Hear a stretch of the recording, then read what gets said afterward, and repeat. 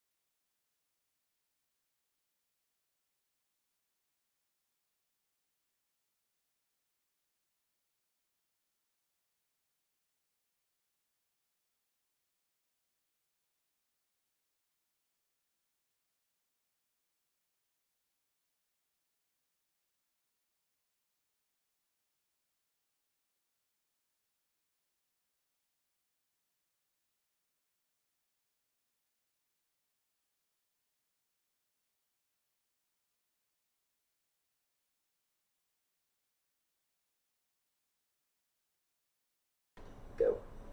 All right, welcome everyone to the second virtual episode of Mobtown Rarities in the Whale Lounge. With me today is going to be 6 brand new beers that we're going to be tasting. Also, a very good friend of mine and mentor, Spike Owen. He's the co-founder of Key Brewing. Welcome, Spike. How are you, sir?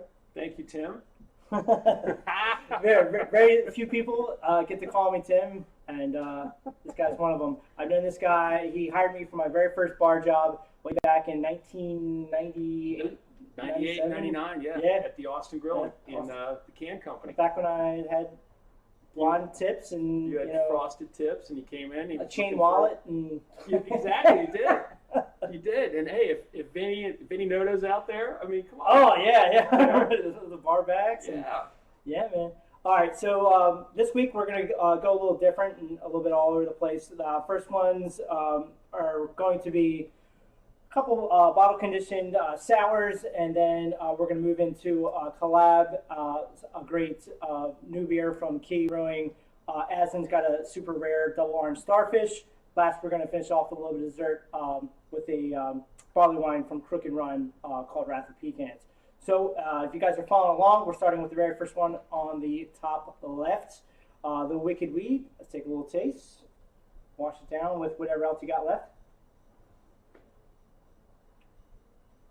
That's a funky one.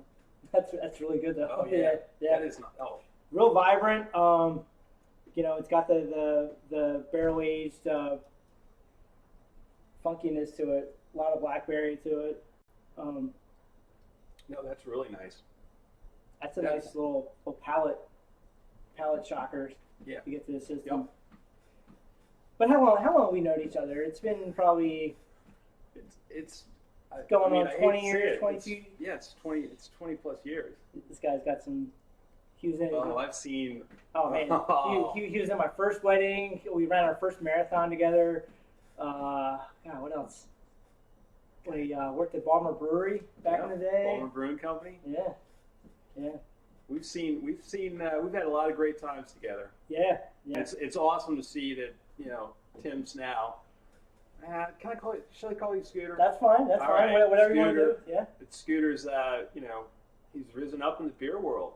He's got the. I'm just geeking out like everybody else is, man. Oh yeah, come on, man. I got our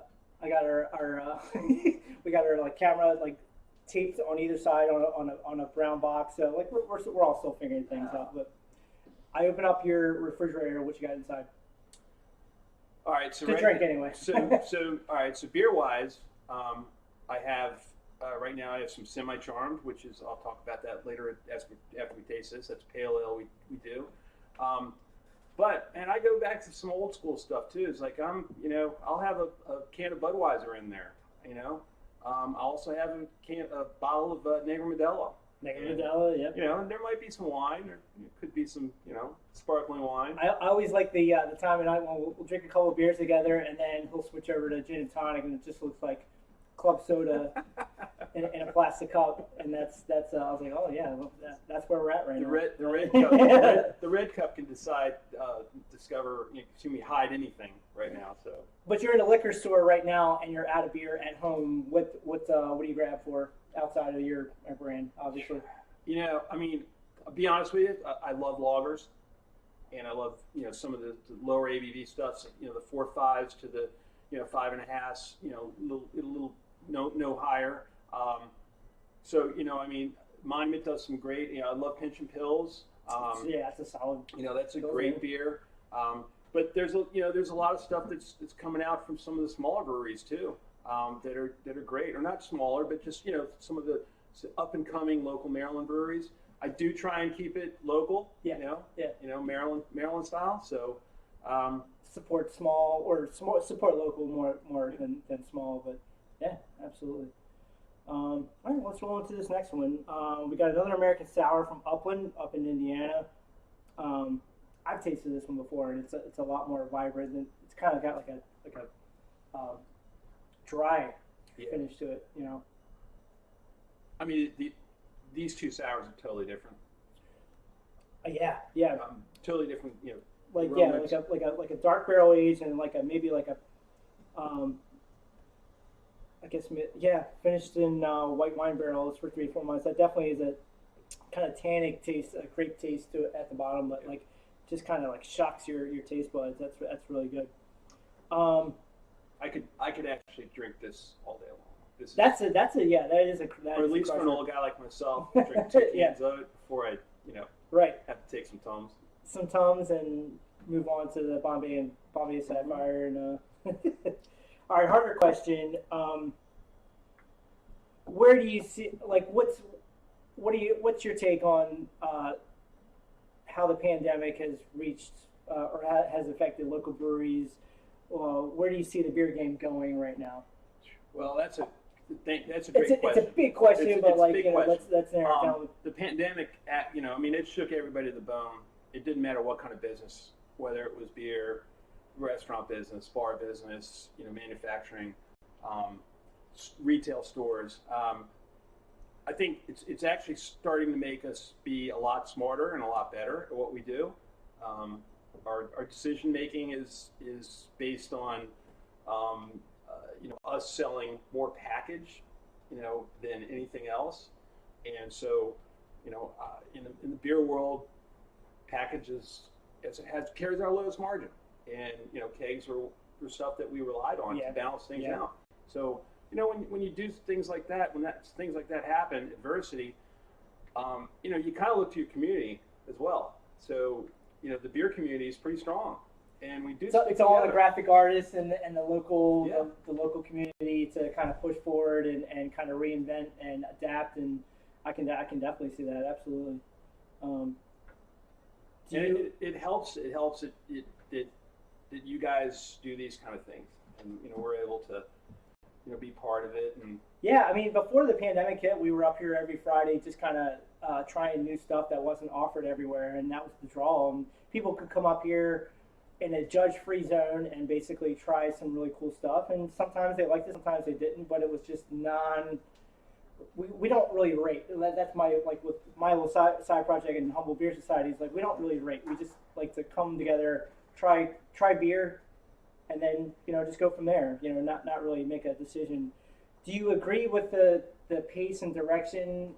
As a business owner, you always want things to be better and faster and everything like that. But do you agree with the general direction as far as distributor, no distributor, that kind of thing? I think That's an internal decision that every brewery has to make. You have to do things that you're comfortable with and that you believe in. We chose that rate, that route, that wholesale route, and it's worked out great for us. We have great partners, and so I really do believe that's a personal choice. That's a business decision that everybody has to make. It's a case-by-case basis, essentially. For some it fits, for others it doesn't. It fits for us. Right. All right, let's break into this third one. I'm actually really excited about. Charm City Mead Works approached me and said they did a collab with Mobtown, which is you make a left out my front door, and it is 3/4 of a mile right down Fayette Avenue with Mobtown, and it is their 5% mead, gluten free, called Benchwarmer, dry hopped and fermented with Idaho 7 and Mandarina Bavaria. And then back sweetened with a whole bunch of cool orange blossom honey and wildflower. So I don't know much about mead in all honesty. So this ought to be, like the carbonation is definitely different from. I got to give a shout out to my good buddy James at Charm City Mead. He just had a kid not too long ago. Yeah. With his wife. So congratulations. Awesome. That's pretty tasty too. Oh man. I could throw a couple ice cubes in that and drink that all day too. That's really good. Throw some Bombay Sapphire in there. Mm-hmm. Now we're talking. No, that's right. that's really good. I was curious about how that would. Yeah. It's I always feel like mead is just like super over the top, sweet in general. The ones that I've tasted, but this one's just it being dry hopped. It has a lot of like hop quality to it with lower carbonation. Both those hops, Idaho 7 and Mandarin Bavaria, we love. Like our brewers, Victor and Mike, love working with those hops. In fact, we'll try one very soon with Idaho 7 in it, and it's just got this great just piney note to it, but it's not overwhelming. So that's everything. These two, the first two were night and day sour wise. Oh yeah, 100%. Man, that we could drink all day. Absolutely. What you guys have been in existence for how long? So we're about to approach our 5-year anniversary. 5 years. Okay. I say it's the 15th of September. My business partner Mike McDonald says no, it's the 14th. So we're gonna say it's the 16th. Right. Well, the closest weekend day to that as possible. But what was funny about it is for the first year and a half, we were self-distributing and we were pounding the pavement. Throw it in a van. Yeah, I remember. Yeah, I think I tried to call you up every once in a while. Come on, help me go some beer. Yep. That's some grassroots stuff, and I think that's one of the reasons why I enjoy the beer world so much. It's very grassroots, blue collar. Look, it's got to be done. So let's put it in the back of a van and get it out there and get people excited about it. So very cool. Yeah. Well, let's move on to one of the main attractions, Triptych #1. That is going to be a series with a local artist.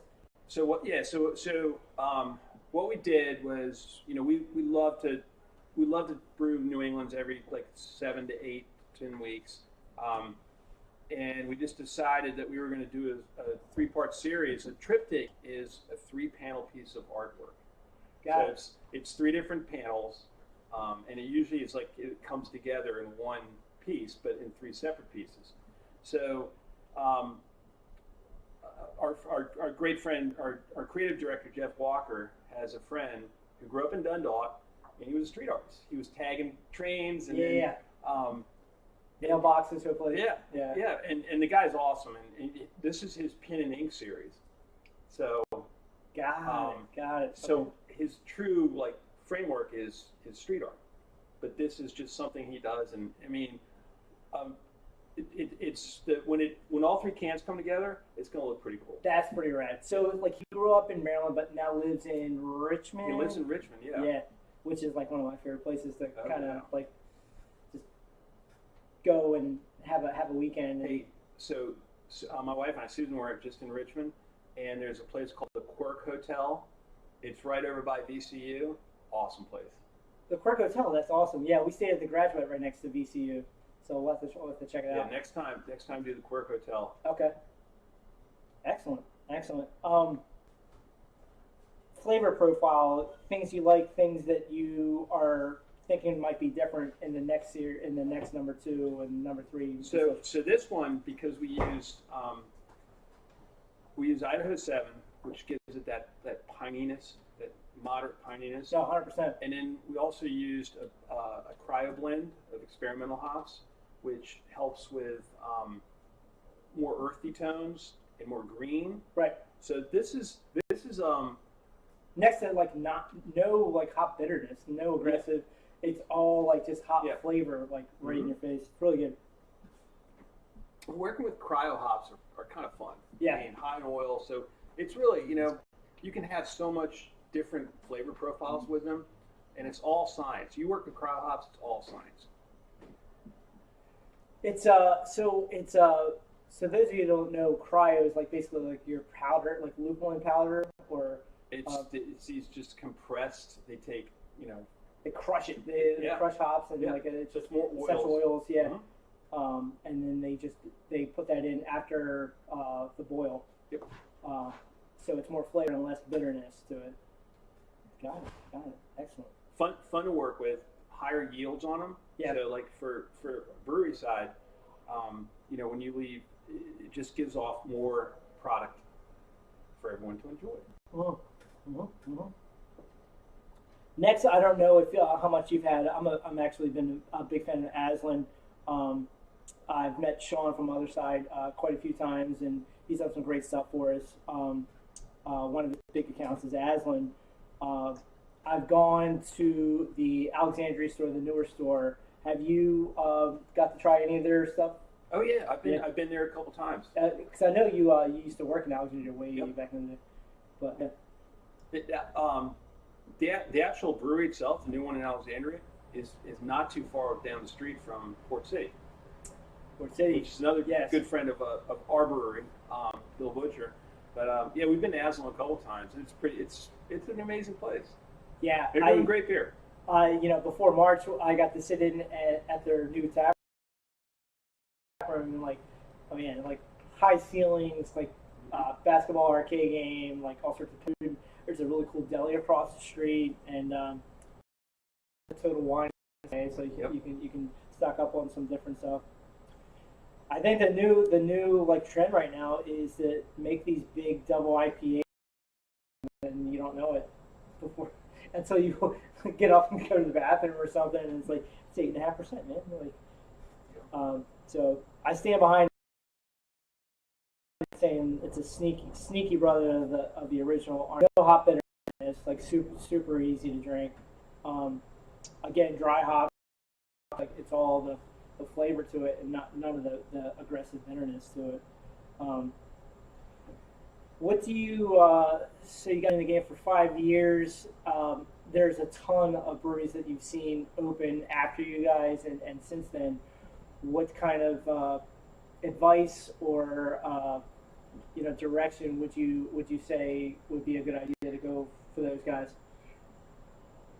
So this is the hard one. You want to stay you want to stay true to your heart. As original as you can to yourself. Yeah, you want to stay true to your heart and your brand and everything that you believe in. You have to, but you also have to look around the market and see what's the trends and how things are progressing. And I think that would be my advice to any small. Do what you do, right? But also, be flexible. Be flexible. Remember that you're making beer for the masses and not just for yourself to enjoy. Yeah. I get that. And I think nowadays, look at lagers. Lagers are making a little bit of a comeback. Well, they have been for a couple of years. Absolutely. 5 years ago, New England's were just coming up. And there were the doubters, but now it's you can't doubt it, and so we just have fun brewing beer. Yeah, no, I can see that, and it's just one of those things where you just want to stay true, but also kind of evolve and see take the pulse of the city essentially, and kind of move with the parts and and understand what people are gearing towards. You know, for a while it was New England IPAs, which are still, I don't think it's going away anytime soon. But then for a good while it was fruited sours that taste nothing like beer. You know, if you great guys, places like Dewey Beer Company and the Answer in Richmond, like they're making these pureed pastry sours essentially that are just like sticking to the side of like your glass that have zero carbonation, but like they're beer based, and they're just, but that's what people want to drink, you know. Well, you know, the one cool thing about the beer business, especially in the DMV, you know. Yep. There's so many different style of breweries, and we all can mesh together and do what that's saying. Just do what you do right. It well, right, and have a good time while you're doing it. The cool part about it, I think, being versatile like that is like if it doesn't work, then you can reel it in and just be like, all right, it's just beer, so let's get rid of this, and then we can move on to the next project. I'm sure Earl and Mike are all just like, oh, well, that didn't work. Let's get back in the lab with a pen and pad, basically. Hey man, I don't think there's a brewery out there that doesn't have a beer that we're like, ooh. Yeah. Or they'll have a beer that like, man, I love this beer, and it gets on the market, and it just is like, Yeah. You know, so the can art might be a little bit better than the beer sometimes, kind of thing, you know. Everyone makes mistakes, and we've made mistakes, but I think we've evolved, and I think breweries now are just figuring out how to evolve. Right. Gotcha. Yeah, that makes sense. Well, let's finish with a little bit of dessert. We got the Crooked Run American Barley Wines. It's a big one, 16.5% limited edition annual brew made with roasted pecans and caramel extract. So low carbonation. This one's gonna be a sweet one, but all right. So after this, Solomon Earl's gonna have to come pick me up, drive me home. Yeah, right. In his fire truck. This actually really tastes like a candy bar. It's really good. Okay. Yeah. There's like no carbonation to it, but it is sneaky. You can kind of pour it over like vanilla ice cream. It's really good. Man, that is 16.5. Oh crap! And it just gets boozier and boozier as it sits in the bottle, I would think. But this is gonna kill you. Yeah, it's gonna get a phone call or a text tomorrow, basically. That's really nice. Yeah, it's like a Snickers bar.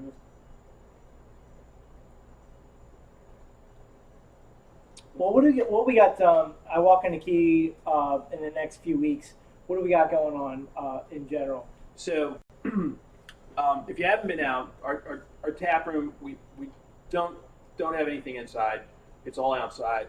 We've kind of gone out into the parking lot. We built a covered deck. You know, it's a nice patio.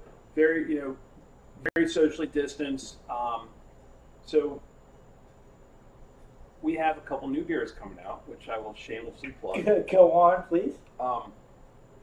Triptych number 2, which obviously is a different hop bill. It's Cashmere, El Dorado, and Citra. So this is completely night and day over the first one. Yeah. Awesome. So a lot more fruit forward, a lot more, just kind of a juicy. tropical Yep. Fruit salad. Yep. My second, and this is honestly probably my favorite beer of 2020. Okay. Semi-charm. All right. It's Victor and Mike's take on pale ale. Man, it is fantastic. I'm drinking this in an unmarked plastic cup, like we're at a tailgate right now. But it is just got a nice malt backbone, just a little bit of hop bitterness. Very crushable too. So. And it's every brewery wants to pay homage, or at least we like to pay homage to certain styles of beer. Sure. And this is what we wanted to do here. Just create a nice, easy drinking pale ale that still had a little bit of character to it in our own way. Excellent. This is the second in 3. Triptych? Yes. So we got one more coming out after that. What's the vibe in as you head into the outside area We got a covered deck. We got food trucks. Any special events? Food trucks. Yep. We're gonna start. In September, we're gonna have some bands. We're gonna have some DJs that come out. Awesome. And we're really trying to make it like comfortable for people so they feel safe. All the tables are socially distanced, and we don't. And honestly, I think you've been out on occasions. It's a good crowd. We have a nice, fun crowd. Right. No, I like that. Triptych number 2 actually is going to be one of the featured beers in our little mini hop fest, August 28th and 29th, Friday and Saturday. That'll be next Friday and Saturday. So we're trying to stick to a local theme, essentially. Basically, all Maryland tri-state area IPAs and hop-filled beers. So that was one of our more popular festivals pre-pandemic, but I think it's going to work out really well for us. So stay tuned for that. If you would like to re-up on any of the beers that are offered tonight, please use the website, maxes.com. Also, my Venmo personally is on the website. Check that out. Spike, thank you so much. We go on and on, man. We have a ton of things we could talk about. Embarrassing stories. There's a lot of them.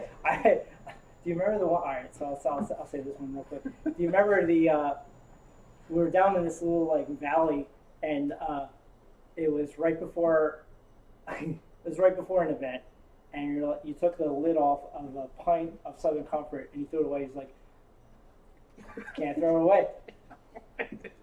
And then we had to go into a ceremony, and we're like, that's it. That's it. We had to drink that. And everybody's like, Southern Comfort, are you serious? And you're like, yeah, that's what I had. I don't even know how I got that. I don't know either. I was like, where did it come from? And I was like, oh, thank you. That's awesome. But outside of that, I actually knew you when you didn't have all these tattoos either. Oh man, yeah. I think I had the one tribal tattoo, or Chinese tattoo on my legs that I've since obviously you still have it, but there's the Natty Bow one, right? Yeah, I have the Natty Bow one. Yep. Yeah, and then there's a Chinese one for I don't know, peace and happiness or something like that I covered up a while ago. So, but. All right, I have a question for you. Yeah. Man U. Uh-huh. How are they going to be this year?